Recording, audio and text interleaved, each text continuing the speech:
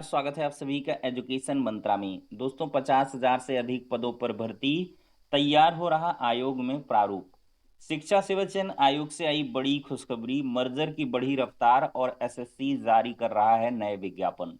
दोस्तों sorry official updates को इस वीडियो में हम डिस्कस करने वाले हैं।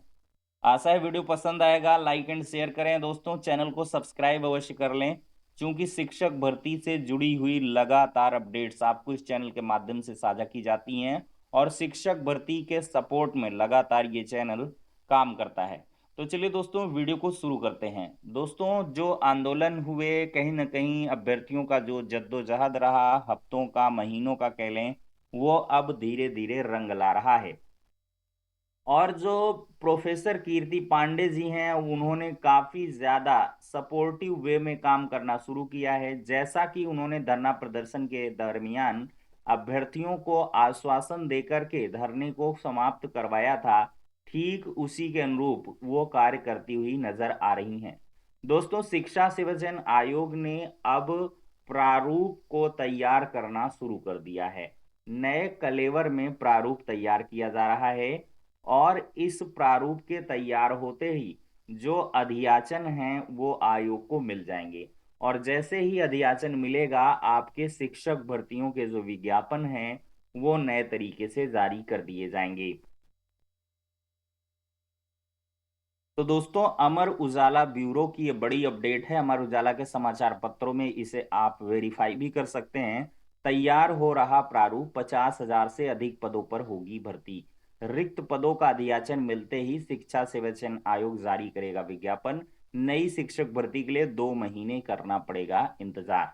दोस्तों अधियाचन के प्रारूप को लेकर माध्यमिक, बेसिक और उच्च शिक्षा में 50,000 से अधिक पदों पर जो फंसी शिक्षक भर्ती है वो शुरू करने का रास्ता जल्द साफ हो जाएगा।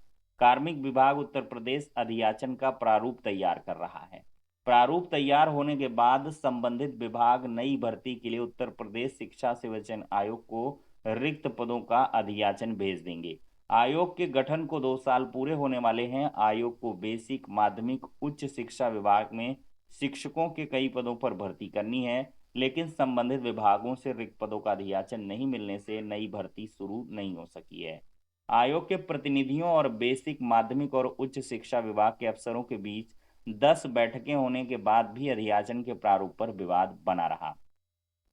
आयोग के सूत्र बता रहे हैं कि 30,000 पदों पर आपको बेसिक में भर्ती और 20,000 पदों पर टीजीटी पीजीटी और प्रवक्ता की लगभग 1,500 पदों पर भर्ती देखने के लिए मिलेगी। दोस्तों ये खबरें कहीं न कहीं काफ़ी प्रामाणिक हैं और कई समाचार पत्रों ने इन अपडेट को उठाया हुआ है। और साथ ही साथ दोस्तों जो विश्वसनीय सूत्र हैं शिक्षा सेवा चयन आयोग के, उनके माध्यम से भी जो जानकारी निकाली गई है उसमें यही जानकारी निकल के सामने आ रही है कि रिक्त पदों के अधियाचन के लिए जो प्रारूप है उसको नए तरीके से फिक्स किया जा रहा है। आयोग को किस प्रारूप में अधियाचन चाहिए, क्योंकि दोस्तों पहले क्या होता था कि ये कुछ और प्रारूप में मांगते थे और विभाग वाले कुछ और प्रारूप में डेटा को देते थे। इससे क्लियरेंस नहीं आ पाता था, डेटा असेंबलिंग में काफी दिक्कतें होती थी। लेकिन अब आयोग ही अपना एक प्रारूप निर्धारित करेगा कि हमको भाई इस प्रारूप में आप रिक्त पदों का अधियाचन भेजें। फिर समस्त जो जिला बेसिक शिक्षा अधिकारी हैं वो उसी प्रारूप पर रिक्त पदों का अधियाचन भेजेंगे। और दोस्तों बताया जा रहा है कि ऐसी प्रक्रिया करने से तकरीबन 30,000 पदों पर जो शिक्षक भर्ती है वो बेसिक विभाग में क्रिएट होगी। यानी कि प्राइमरी में आपको लगभग 30,000 पदों पर भर्ती देखने के लिए मिलेगी। बाकी टीजीटी पीजीटी में 20 से 25,000 के मध्य जो भर्ती है वो देखने के लिए मिल जाएगी। और साथ ही साथ देखा जाए तो उच्च शिक्षा में लगभग 1,500 पदों पर। दोस्तों टीजीटी पीजीटी वाला तो मामला और क्लियर है, इसका अधियाचन भी मिला था, लेकिन जो पेंडिंग रिक्रूटमेंट प्रोसेस है वो कहीं ना कहीं अभी हैम्पर्ड हो रहा है। तो उसके पूरे होने के बाद ही आप नई शिक्षक भर्ती की उम्मीद कर सकते हैं। तो टीजीटी पीजीटी के ऐसे एस्पिरेंट्स जो बीएड के फाइनल ईयर में हैं या जिनका बीएड पूरा हो चुका है या पूरा होने वाला है, उन सभी के लिए काफी राहत भरी खबर है। कि आपका बीएड कंप्लीट होगा कि इधर से आपको शिक्षक भर्ती देखने के लिए मिल जाएगी, आप उसमें अप्लाई करेंगे और आपका सिलेक्शन भी हो सकता है। तो ये सारी चीजें हैं दोस्तों। बेसिक शिक्षा विभाग के जो भी साथी हैं वो भी अपनी साइड में तैयारी शुरू कर दें, तैयारी करते रहें। एक बात तो तय है दोस्तों, इतने दिनों बाद, इतने वर्षों बाद अगर आपको शिक्षक भर्ती प्राइमरी में देखने के लिए मिलेगी तो उसका कह लें कि जो छोटा रूप है वो आपको यूपी टेट के माध्यम से नजर आएगा। यूपी टेट का विज्ञापन सर्वप्रथम जारी किया जाएगा। यूपी टेट के विज्ञापन जारी होते ही आप समझें कि जरूर अब अंदर ही अंदर सुगबुगाहट है कि शिक्षक भर्ती का विज्ञापन आएगा। ये सबसे बड़ी निशानी होती है कि पहले यूपी टेट देंगे।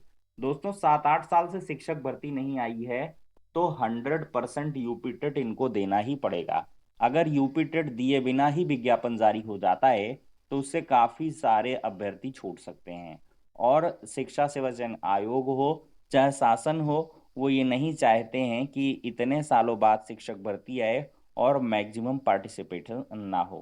क्योंकि दोस्तों आगे जो है चुनाव भी नजर आ रहे हैं, तो इन सभी को देखते हुए अभी से सरकार को भी कुछ अच्छे कार्य करके दिखाने होंगे, जनता का विश्वास जीतना होगा। तो इसलिए भी एक शिक्षक भर्ती पूरी तरीके से दोस्तों आ सकती है।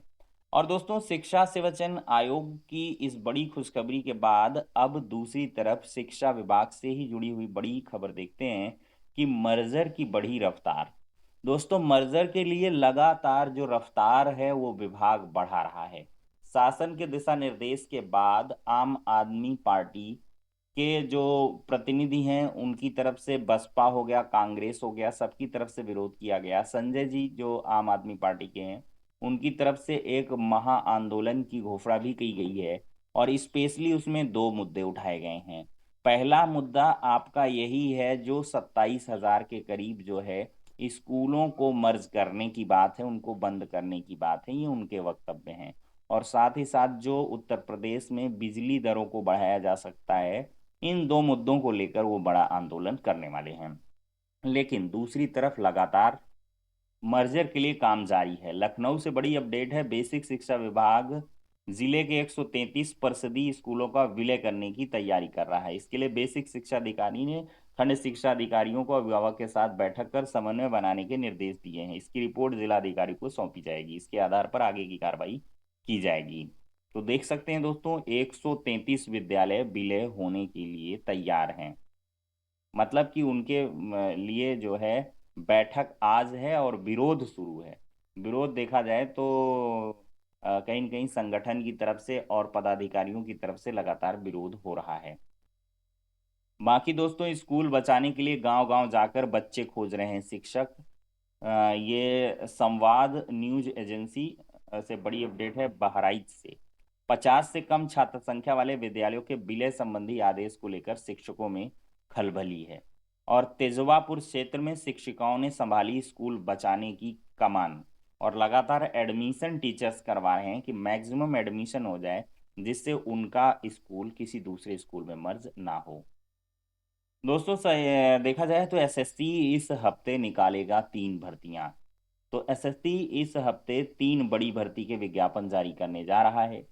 आयोग 23 जून को सीएचएसएल, 26 जून को मल्टीटास्किंग एमटीएस और 30 जून को जूनियर इंजीनियर जेई की भर्तियों के लिए अधिसूचना जारी करेगा। तो जो भी संबंधित अभ्यर्थी हैं इसका संज्ञान जरूर ले लें। एसएससी की वेबसाइट नहीं खुली और अभ्यर्थी परेशान हैं। सीएचएसएल की भर्ती का विज्ञापन जारी किया जाना था लेकिन देर रात तक वेबसाइट नहीं खुली, इस कारण अभ्यर्थी परेशान है। माना जा रहा है इस महत्वपूर्ण भर्ती का विज्ञापन देखने के बाद बड़ी संख्या में अभ्यर्थियों के साथ वेबसाइट पर आने से समस्या हुई। एसएससी ने इस सप्ताह कैलेंडर में 23 जून को सीएचएसएल, 26 को मल्टीटास्किंग और 30 को जेई भर्ती का विज्ञापन जारी करने की सूचना दी है। दोस्तों तीनों भर्तियां काफ़ी महत्वपूर्ण हैं मेरे हिसाब से सीएचएसएल में, और साथ ही साथ आप लोग एमटीएस में ज़रूर अप्लाई करें। और जेई में तो थोड़ा स्पेसिफिक हो जाता है, जिन्होंने बीटेक वगैरह कर रखा है वही जेई का जो विज्ञापन है उसमें पार्टिसिपेट कर सकते हैं। तो इस प्रकार से चीजें हैं दोस्तों, एसएससी की तरफ से भी लगातार मौके निकल के आ रहे हैं। आप हर जगह पर अप्लाई करें और साथ ही साथ बिहार में देखिए इस बार क्या होगा, डोमिसाइल पॉलिसी को लेकर काफी ज्यादा दिक्कतें देखने के लिए मिल रही हैं। अगर डोमिसाइल पॉलिसी लागू होती है तो काफी ज्यादा निराशा हाथ लगेगी अन्य राज्य के अभ्यर्थियों के लिए। तो फिलहाल के लिए दोस्तों इस वीडियो में इतना ही, नेक्स्ट में मिलते हैं।